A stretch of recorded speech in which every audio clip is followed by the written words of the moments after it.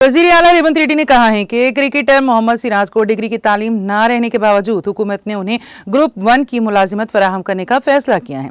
तेलंगाना कानून साज में सरकारी मुलाजिमतों पर तकर्रुरात के लिए हुकूमत की जानिब से तैयार करदा जॉब कैलेंडर का ऐलान के बाद खिताब करते हुए चीफ मिनिस्टर ने कहा कि हुकूमत खेल के मैदान में नुमाया मुजाहरा करने वाली हौसला अफजाई कर रही है। उन्होंने क्रिकेटर मोहम्मद सिराज की मिसाल पेश करते हुए कहा कि हुकूमत ने सिराज को ग्रुप 1 की मुलाजिमत देने का फैसला किया है। ग्रुप 1 की मुलाजिमत के लिए डिग्री की तालीम हासिल करना जरूरी है और मोहम्मद सिराज की तालीमी काबिलियत इंटरमीडिएट ही है। इसके बावजूद हुकूमत ने सिराज को मुलाजिमत देने के मामले में उन्हें डिग्री से इस्तस्ना दिया है।